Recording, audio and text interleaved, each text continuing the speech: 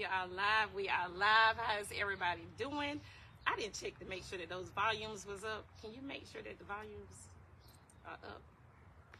All right, but welcome back to another episode, which y'all already know, Talk Your Shit with me.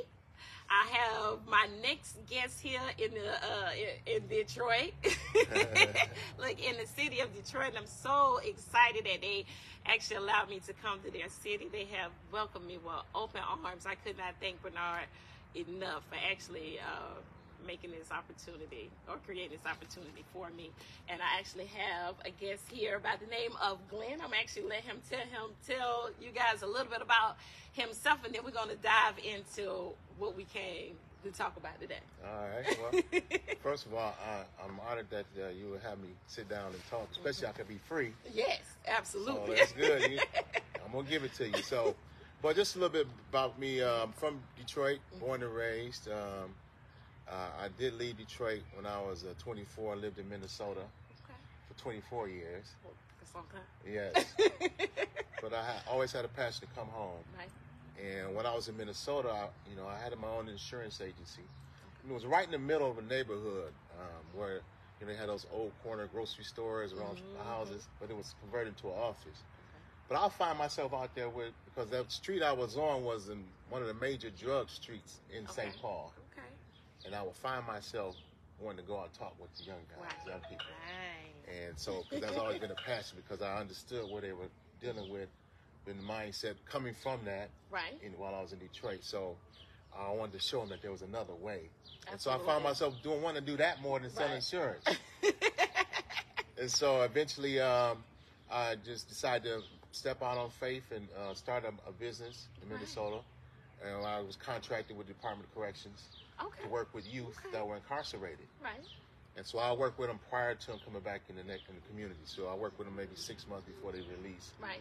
And try to give them focus and try to see things a little different and offer support while they come out. So did that for 7 years, had a few contracts with the county, but I always had a passion to come home. Right. And so that opportunity opened up for me, and I came back in 2012 and started a company, Perfectus Consulting.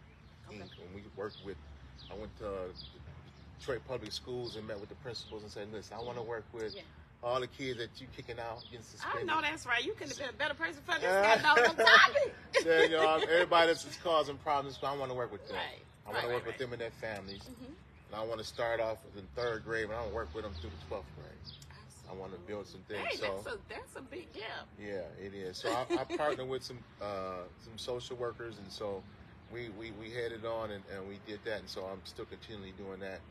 Absolutely. But my passion is to help people. Absolutely. And so my next phase of what I'm getting ready to do now is I'm in the process of writing a book.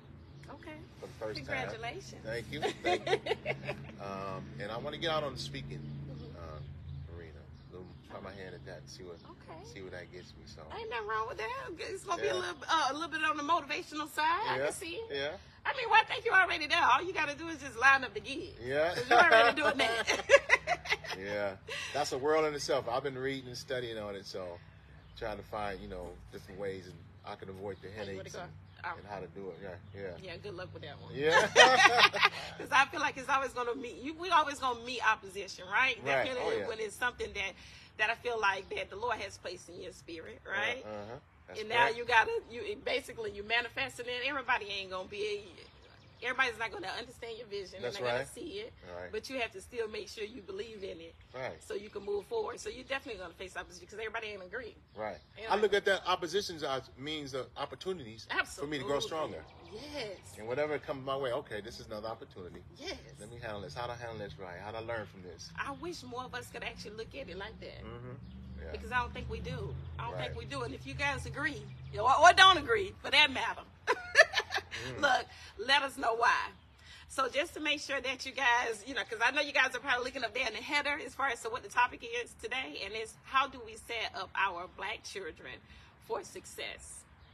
I'm going to say that again. How do we set our black children up for success? And I honed in on black intentionally, right? Because I'm a black mother. We clearly have a black father. And, we want to help everybody abroad, but I think everything has to start soon, right? Absolutely. We have to start home. And so that's why I actually singled it to the Black kids. So we're going to get into some areas, because there's several different ways that we can actually set our children up for success. And you done laid out a lot of things, because you done worked in a lot of different arenas. And so we finna dive deep into this. So what are the different areas that you feel like the children actually need help in? Because I got some things that I feel like the kids need some help in, where they could be a little bit more successful. We can teach them how to operate or function a little better. Okay. All right. So before I do that, I have to lay the foundation. Come so on. You understand what I'm talking about. And this is my belief. Right. You know, I've been seeking information, and I seek truth. Gotcha. And so when I find, I'm studying a lot of people wrote books and hundreds of years ago, the Bible and everything, and I get out the true factors that they have in common. Okay. And so this is just my belief, what I record, because we only going to act on what we believe. Correct. Individual. So let me lay this foundation. I believe strongly in the Bible. Right. Understand now that I'm going through life, some of the things that I didn't understand, which is reading scriptures now start to make sense. But I'm stuck in Genesis, the first 2 chapters of Genesis. Okay. I've been in there for about 2 years. Okay. And I still keep finding things. But one thing I do understand is that we were created in God's image. Now, it's not a physical image, because God's not a physical. Correct. So I begin to understand, well, what image is he talking about in his likeness? And the only thing I come up with is all the verses previous to that said God said, and he created. He thought it, and it came to pass. He had it in his mind, had it in reality. Right. He gave that to us. Right. That's how we created in his image. We all have the ability to think and imagine. Everything we can look around us was in somebody's mind. Yeah, I agree. This table, the pen you're holding, the cameras, everything was first a thought. Right. So that's the power he gives us when he never took that power away from us. Right. And we just don't know we have it, and we use it every day. I agree. The power of imagination, desire, and passion, we all have it. So knowing that we all have that passion, that desire, learning how to use that effectively is a key for anybody. Yes. Now, if you can teach that to a kid growing up, see, to think about it, when we were kids, remember, we used to play, and used to play with little toys, and you used to imagine, we used to take popsicle sticks and paint them together, make it an airplane, and act like we was flying around an airplane. We could take anything and use our imagination. Some people had imaginary friends. You can even sit over here. Because we had some people just walk in and I didn't interrupt. That's I want to make sure that they can sit where they sit where you please. We had imaginary friends. So imagination was instilled in us from birth. But what happened? As we got older, we got introduced to this thing called school. Oh, yeah. Come on now. Now, not to knock anything from school. Absolutely. The system because of it has it. a place. Yes, to learn how to read and understand what you read, understand the basics of math. We need all that. Right. But what I began to see and set back was more than an educational system, it was a socialism system, meaning that from the beginning, at 5 years old, they taught a group of people to come together, think the same way, do the same thing, take the same tests, learn the same things. When you do that, they move you up to the next grade. Do the same thing, study the same. Everybody. So they're teaching us how to, everybody come together and do the same thing. There's no room for creativity. I totally agree with you. So as we get older and older, through the stages of high school, now we're ready to do what? To go work for the another 5%ers who control all the wealth, who have all the businesses. Correct. So that they can keep their business going, their wealth going. Yeah. We're not thinking about creating our own business. We're not thinking about creating our own wealth. We're not thinking about using our imagination. Because we have spent over 15,000 hours learning how to be fit along with everybody and do what everybody else do. When people say, how do you raise kids? I think of raising the kids like raising cattle. When you think of a farmer that's raising cattle, they don't do nothing but the same thing. They feed at the same time, they eat, they go in the same place, and that's all they do. And so that's my concept of the beginning stages of what needs to be done. If you can get that instilled in the child. But first, the parents will have to understand that. I agree. I mean, because you can't teach what you don't know. You can't teach what you don't know. So that's why in the Bible it says you have to renew your mind to be transformed. Absolutely. So here's the thing. Most people don't desire to be transformed because they don't want to think different. I mean, but if you don't feel like if you don't find a problem with your original thinking, right? Exactly. Yeah, absolutely. It's not so gonna you have to, if you want to be something different, you got to do something you never did before. Absolutely. Oh gosh, you better hush because I definitely jotted that down. If you're trying to be transformed to something else, you got to do something totally different. Absolutely. And a lot of people are afraid to let go of what they're comfortable with. Yeah. We can survive. Okay, I know how to do this. I can survive this. Okay, I ain't had no money. I know how to do that. I ain't got no food. I know how to get by with that. Right. I'm good. I can live like that. Correct. My family living like that. My friends living like that. We good. So there's no desire to get better, to think different, to have more. Not everybody, but most of the people. So you find some people that are born poor, dirt poor, have nothing, and they become millionaires because they, in some part of their life, they had a desire to transform, to do something different, and they were focused. So we have a desire, structured, controlled imagination, and a focus, attention. Without any distraction, we can get anything we want. I believe that. I agree. I totally agree because I believe that definitely when it comes to like social media. Oh well, I'll back up a little bit because I feel like for one, we don't allow our kids to fully be themselves. Because I feel like it comes, we teach the kids how we function, right? So we don't allow them to, for one, have too much of a voice in the house, which kind of stunts the creativity. So I think it kind of starts there. But definitely when it comes to social media, everybody is doing like what you said with the school system. Is everybody have learned how to function one way, so now we all playing copycat. Right. So I feel like if we hone more in onto making sure that our kids can search deep to see what they're good at. They'll find out what their gift is. And then you have to teach them how to boldly walk in it. Because first you want to make sure that they're confident in it. So that, because I feel like nothing different can ever be done if it's never done. So we can't all be playing copycat. So if we motivate the kids and encourage the kids to find that talent within themselves and then create a boldness in them and an assurity in them to be able to walk in their own lane, then we wouldn't be around here copycatting. The majority of the time. And I feel like that's exactly where you are coming from. But that's how we were created. To create. We were created to create. God put us here. He put Adam. He said, look, I built this earth. I got all these animals. I need you to take care of them. Go do your thing. Absolutely. Adam didn't have no training on how to grow and raise cattle, raise animals, harvest, grow farms. He already had the knowledge, but God gave him freedom to go do his thing, and he never took that power away from man. Absolutely, because I think it was planted when you say it was with a thought. So when you have a thought that's planted there, then sometimes we may not have the wherewithal on how to bring that forth, right? So that unknown territory is uncomfortable, right? It's new. You know what I'm saying? So you feel it's pressure. It's a certain amount of pressure there, but I feel like it's all of those things, but it's the best place to be. Right. Exactly. It's the best place to be. Exactly. And I feel like that's where that creativity comes from. Because definitely with this podcast, never heard of a podcast.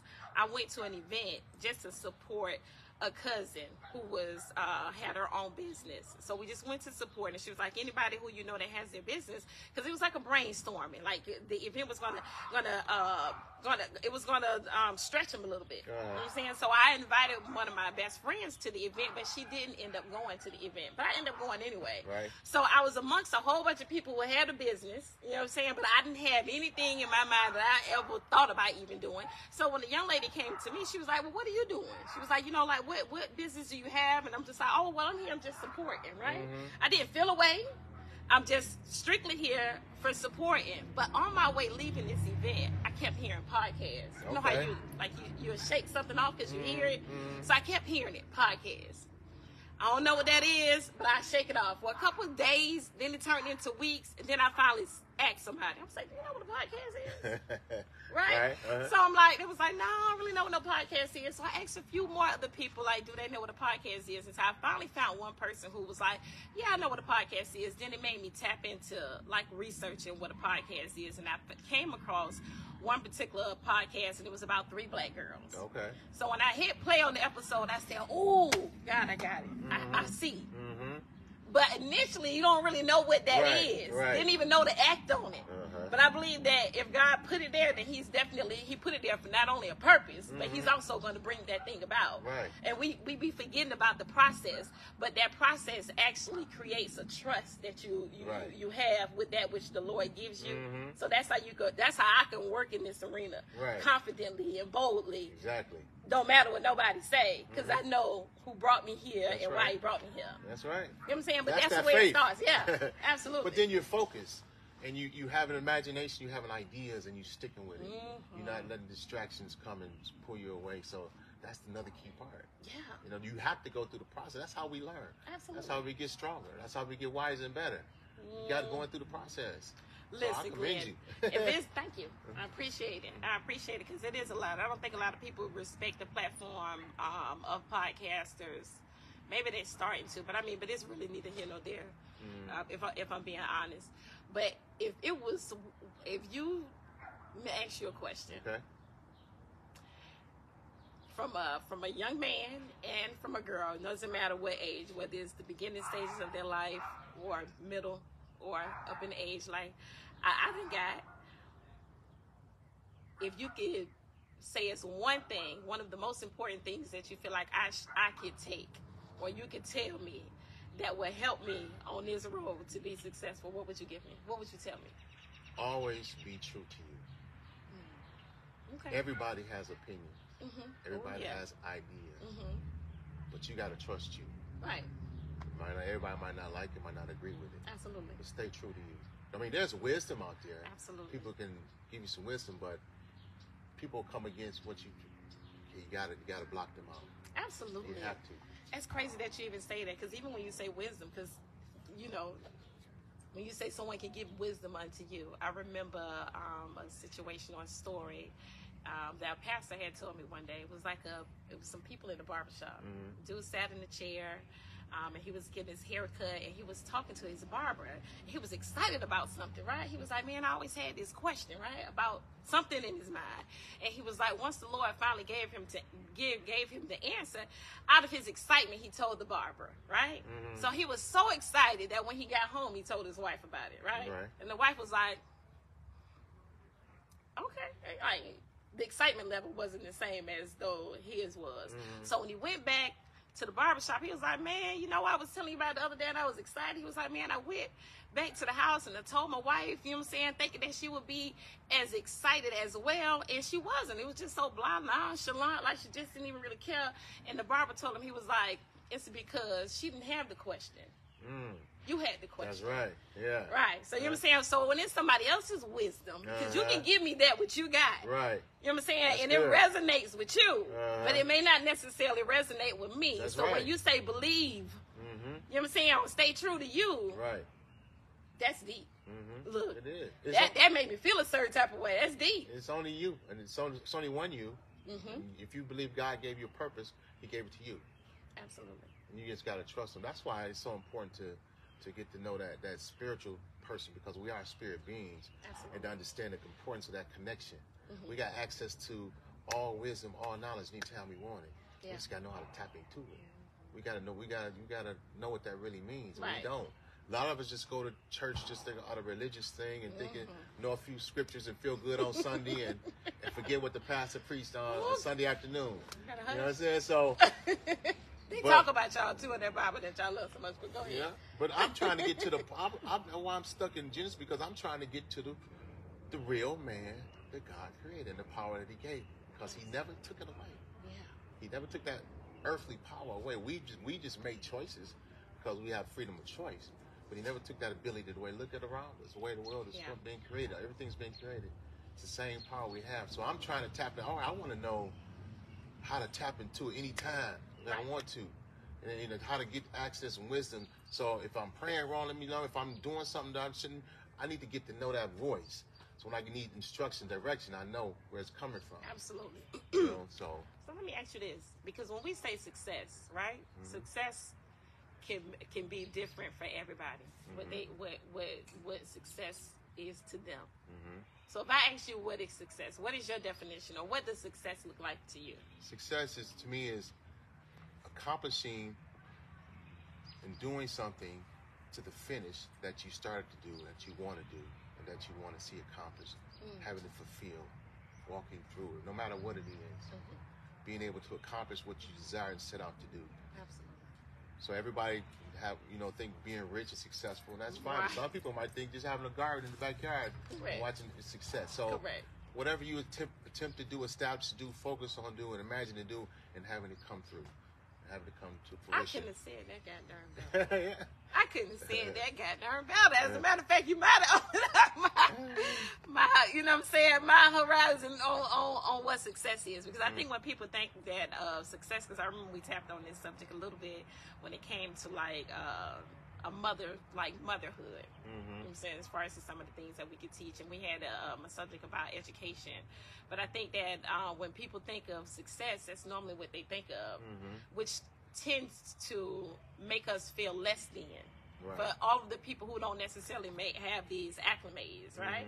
The education, or definitely when it comes to the money, and when you're looking at social media, they have a certain amount of fame, like that name.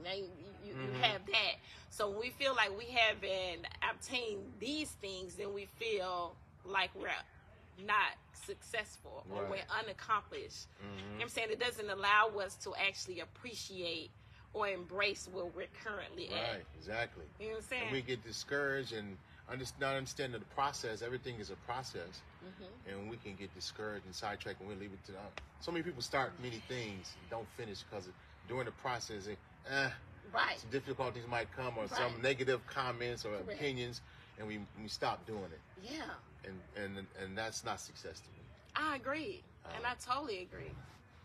Because when I look at it, right, I say, I don't understand. I remember, because, I'm a story person, right? And we talk about experiences on this show, because that's how we can relate, right? To let each other know that we're not here alone. But I remember when my kids started getting it, because I was heavily in the church, right? Real heavy. I mean, almost 6 days a week, right? Okay. Oh, that's heavy. Yeah. So, kind of know that thing kind of front and backwards in the religious aspect, all of those things about it. But I remember adjusting my life to prevent the kids from going down a certain, well, at least in my mind, I felt like that's what we could do. If we move here, if I stop doing this, if I go a little bit more here, if I sit them down and I teach them, then they're going to go this way. Right. Nothing else in my mind even told me that it could not go that way, if I'm being honest with you, right? Because I was a little young when I had the kids. But I remember when they got in them teenage stages. Oh, my Lord, mercy, help me, Jesus, man. Them kids tested everything that was in me. I remember in that phase of them testing everything, I went back to the Lord and I was like, well, it don't make no sense, because you say train the kid up, all that good stuff that we was taught, right? And I'm like, so why sacrifice all these things? And then I do that which you told me to do. In my mind, I think that's what you was telling me to do. You know what I'm saying? So when I do it, how do we get here? How did I get here? So then it made me compare my kids. Right. Okay. I was like, okay, well, look at my sister kids, right? We went to looking at, well, you go to looking at the things that she did different than I did. Right. And when you think of it from a religious aspect, they definitely different from each other. Right. But if you look at the kids in comparison, then my sister kids look way more successful, right? So I got to that place, and it was a little bit more. I'm just using my sister because I know my sister don't mind, all right? Right? Because other people could get offended, and we ain't here for that. But if you are, I'll let the Lord handle it, right? So I remember when I got to that comparison, and then I remember the Lord telling me, He was like, "Give them to me." Right? Give them to me.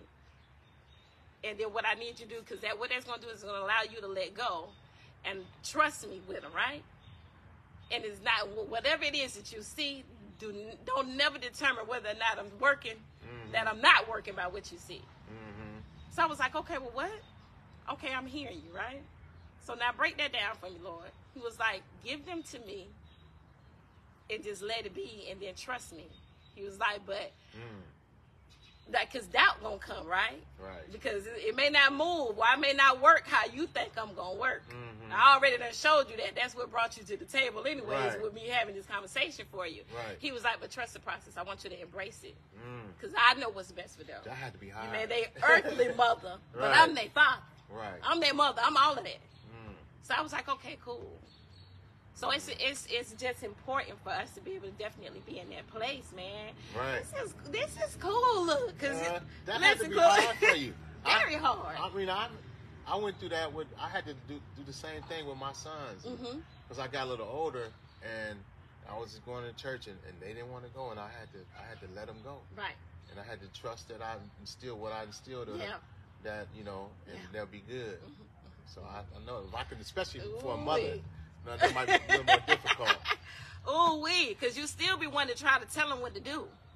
Because it's not that that he allows you to stop parenting, right? Because you're still a parent, but it changes. But all of those things played a part. Because when my sister passed away, I had those question marks when you go back to the dude in the barbershop.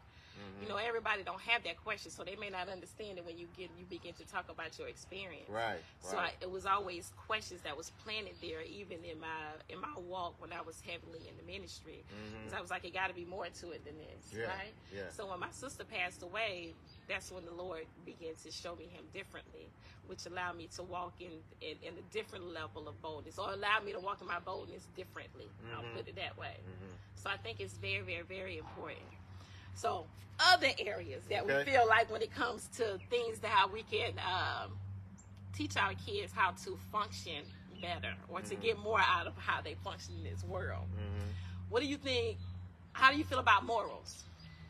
Morals, you have to have, first of all, you got to have self-morals. You got to have some boundaries, some self-boundaries that you yourself you're going to make sure that you follow. Right. And everybody knows right and wrong. And everybody knows, what they should and shouldn't do. Right. But we still all have to make a choice. Yeah. And see, everybody, you have to understand that when we make a choice, we decide to make that choice at that time. That is the choice we made. Right.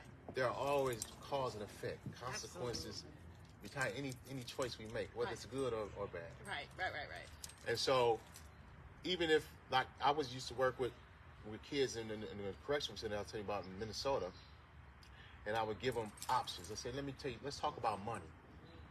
So let me introduce you to some things. There was a game called the Rat Race. Right. And it talked about stocks and selling real estate in a game form, similar to Monopoly, but it used language. So I took it into the juvenile correctional, and we played this game for a couple months.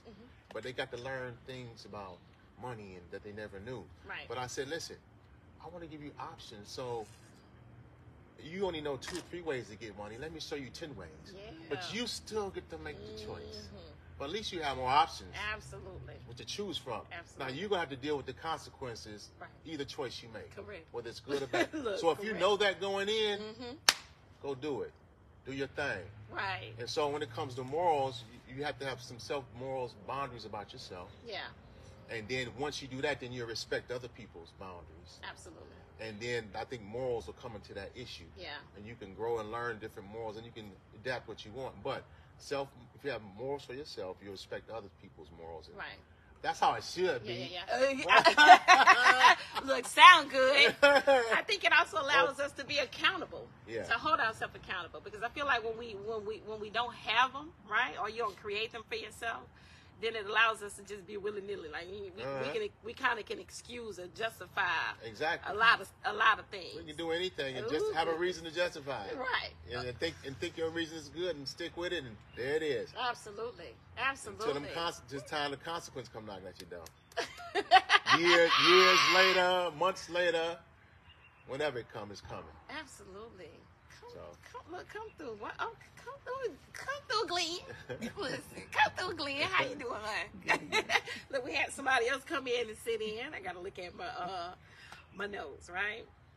So when it comes to, because I see that you definitely, because when I put down mentorship, right, I definitely feel like there's a lot more mentorship that is needed when it comes to not only the girls and the boys, but definitely, when it comes to our boys, it's needed. And I see that you already kind of been tap dancing in that arena anyway. Yeah. So do you have anyone in particular that you actually mentor? Yes. Even though what you're doing as a whole is actually mentoring. Yeah, I worked with several. I work with a couple of them now. Not as to the point as much as I want to. But I do have specific people that I mentor. It's been about 5 or 6 years. Okay. Yeah. So they brought up. I met them when they were in the 3rd grade, and then fifth grade, and then juniors in high school. How did you go about building that trust or that rapport with them? I started hanging out with them. It took me 2 months before I gave them any words of advice. Right. But I would provide an arena where we can go out to eat, took them to movies, and I would just watch how they interacted with each other. I would see who was this and who was that, and I allowed them to be free. After they seen I was okay, they liked the free meals, of course. But I got to know them, and then I went and visited their parents. I went to their home. Because I wanted to see what their home was like. Because when they leave my presence, this is where they're going. Absolutely. This is where they spend most of their time. Yeah. So if I was going to be effective in helping them, I had to know what they were dealing with at home. Yes. And so I got, cool with the parents, and they trusted me. So I was able to see how they interact with their siblings, what was going on, if there's food in the house. Right. Because I don't care what you say. If a kid come to school and ain't no food, he ain't trying to hear about history 101. He ain't worried about food. So, but you got to understand that. And so that's why I built the trust. And so after that, then I began to just slow walk. And when I found out the areas I could see they can improve in, and they listened to me because they trusted me. Right. And they had my trust, and they would listen. I see them trying. Right. And as long as I saw them trying, that was good because then I can help them because they were trying. A little bit more. So that's how I did. I got to know them, got to build up the trust, and I didn't come in, you shouldn't be doing that, don't do that, don't do that. Yeah. No. Yeah, because I think we easily reject it. Yeah. It's just like pointing out when you just say that someone knows, they already know when they're doing right, when they're doing wrong, right? So I always believed that it wasn't wise to go in to be trying to go in and tell somebody something that you feel like you was told that they need to know, right? Exactly. And then you go in there here that way. Ain't nobody trying to hear that because you're already coming in here pointing the fingers. Right. Right. So I definitely think that that's a wise. And then that's what they get at home. Really observant too. I like that. Come on. Yeah, so that's pretty cool. I thought you was going to say something else, right? So let me make sure. Let me look in here. Hold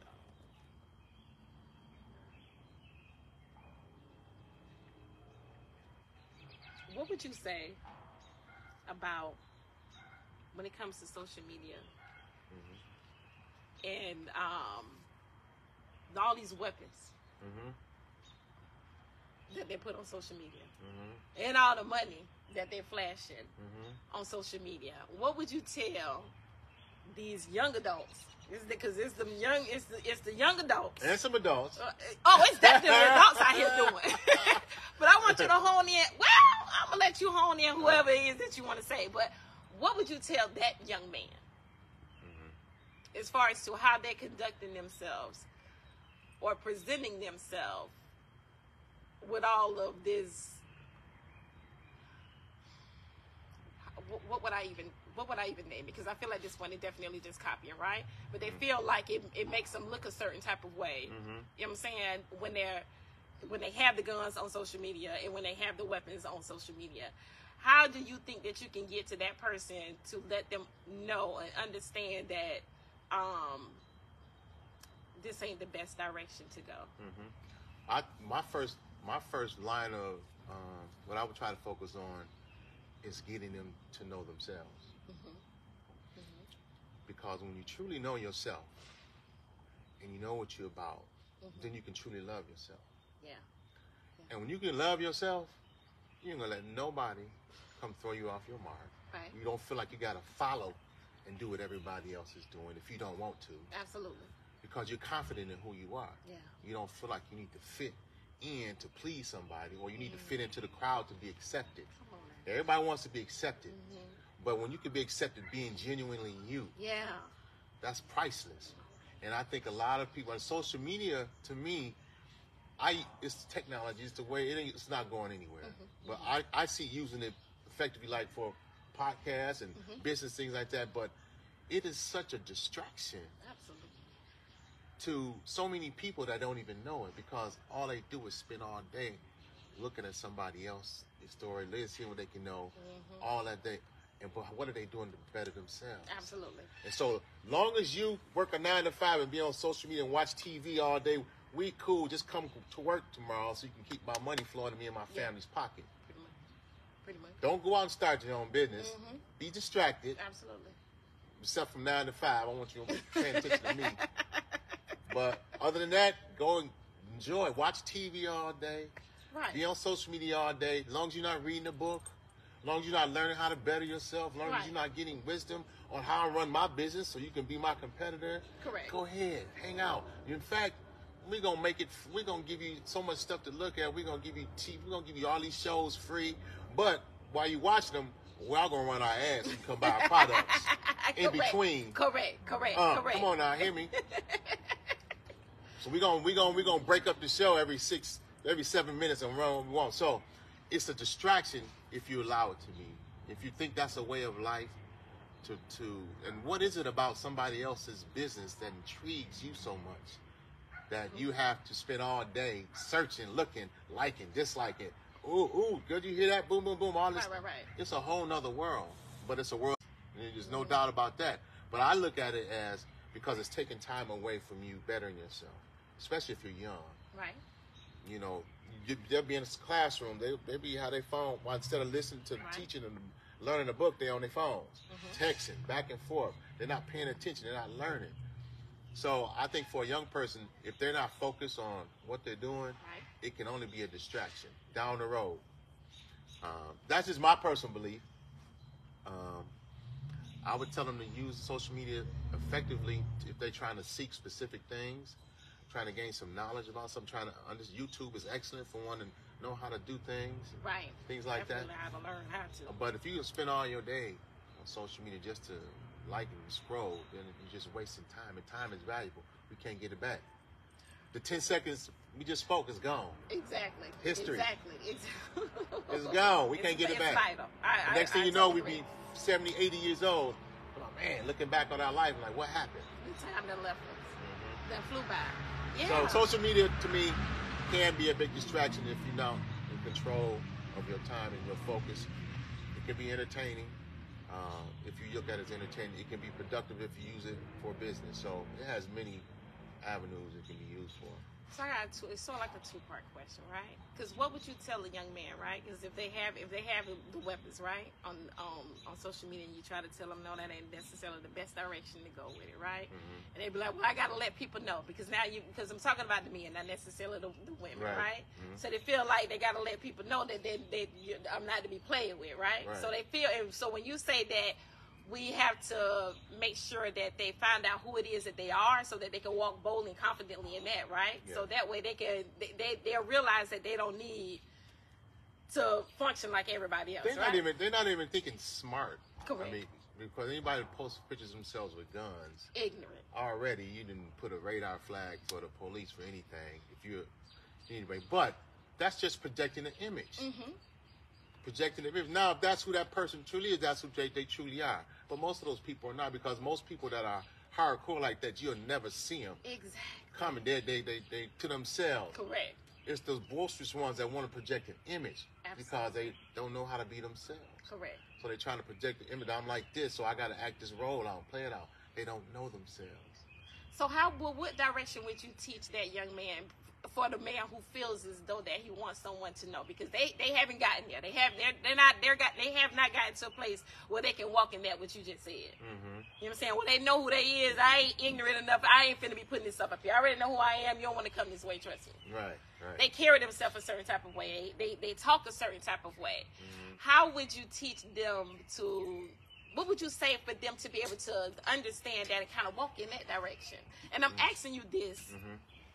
Because I have some kids who function like this. Okay. You know what I'm saying? All right. And what I tell them, it ain't really getting to them. So I feel like sometimes when it's man to man, and definitely when you have someone who coming from the direction that you is, then I feel like it's something different it's a different direction that you can take that I feel like is enough. My first thing would be to get to the why. Why do you want to project this image? I want to get to know the exact reason why. Because once I find the reason why, then I can come to them with different options to get that same thing that they're looking for. Right. So if I know why you want to project the image of doing this or being accepted then I can come and show you. Now, if I can show you other ways to get that same desire, Correct. without doing that, would you be interested? Would you be Yeah. willing to learn that? You got to know the why. Absolutely. Because if you don't know the why, then because for everybody it's different. So if you don't get to that cause, then you can't address the effect. And if you don't change the effects, you got to change the causes. So that's be my main thing to understand why. Yeah. And then if for God, if a kid just like that's what he want to do, that's his cause, that's what he'll do. I wish the best for you. Absolutely, because they mind made up at that point. Right. It's definitely a brick wall. Right. So let me ask you this: when it comes to, because we consider it like networking, right? How important is it for you, or do you feel as though that it's important for you to be able? Because now we want to charge everybody for everything, or we feel like we want to keep everything to ourselves, right? It's mine. I ain't trying to give it to nobody. Oh, wait a minute, I can give it to somebody, but to make sure that I charge them for it. Right. You know what I'm saying? So, what are your thoughts about how we feel about not sharing the gift or the knowledge that could possibly help somebody else either create a lane for themselves or better the lane that they already got for themselves? Well, I believe because a lot of things that I've learned to help me was from knowledge that was freely given by others. Whether it was through books that were free, or whether it was through podcasts, or hearing somebody speak that was free. And so I'm a firm believer in that. But those kind of people are givers. Absolutely. And they truly, genuinely want to help people and succeed. Then you have some people who do have knowledge and wisdom that going to charge for it because it's a business. I got no problem with that either. Correct. If that's the business line you choose, as long as you do what's due. As long as you're giving some wisdom and for the money that they're giving, and you're giving something in return, it's even exchange, I have no problem with that. That's harmonious to me. Oh, which one? This one? Okay. All right. So, and I agree. Listen, because obviously I got some battery usage going on in there. Look, my new director back there in the back, letting me know. So I definitely don't want it to cut off without us making sure that you get everything it is that we wanted you guys to get in this episode. So we have about 6% left on that battery, is what he just held up on that piece of paper. So if you could sum up something to make sure that you want these people to get from this particular episode, what would you give them? I would say, know thyself, get on the path to learn you. I would also say, learn to be creative and trust yourself. We're given the power to create. Don't just be giving in to 9 to 5 working for somebody else. That's good. Don't get me wrong. We have to do that. That's fine. Yes. But don't stifle. If you have kids from being creative, don't tell them they can't do that. That sounds crazy. That's stupid. Boy, you can't do that. Oh my gosh, you didn't say that again. All those things, don't do that. Enhance it. The word education comes from the Latin root educar, which means to draw out. So we go into schools, they putting in, actually we should be drawing out what's in us so we can be creative. And so as parents and that have kids, I would just say trust and master, teach them how to control their imagination, but don't stop it. Help them along with it. Anything they come up to sound crazy, don't tell them it's crazy. Absolutely. Encourage them, see different ways you can do it. Correct. But be an encourager to your kids and encourage that creativity, that imagination. Let them flow with it. Absolutely. I think that's absolutely. I can wholeheartedly agree, because we go back to that creativity. Man, that's good. Because when we don't know, that's how I think we end up falling in that category. We think we telling the kids that it's crazy. But yeah, I think that's very important. So if you guys don't say nothing, hear me when I say, because I think that is very, very, very, very, very, very, very vital when it comes to raising our kids. Because for one, they got to definitely know themselves. And then they got to be able to know how to work in that which they was called to. Exactly. Perfect that and allow that to actually make room for them, because their gift will make room for them, because that's what he said. Yeah. So don't be bold, right? Dare to be different, right? So don't let nobody else tell you all them little thoughts that you got in now, because it may be crazy to somebody else, but it was planted in you for a reason. It was there intentionally. Walk in that. I don't care how many questions you got to ask, how many, you know what I'm saying, how much research that you got to do, but walk confidently and boldly in that. And that's what success. That's success. Embrace that whole process. Don't compare yourself. It's not wise. It's not wise. Because then you're going to feel like what we were just talking about a little bit earlier. You're going to feel unaccomplished. You're going to feel like you know what I'm saying, you didn't gain any ground. So I think y'all need to not only share this episode, I think y'all need to repeat this. As a matter of fact, sit down with your kids. Put some things in place. You know what I'm saying? We just got a compliment for you guys from oh, thank you guys. from Maryland. Remember T. Johnson? Is that right?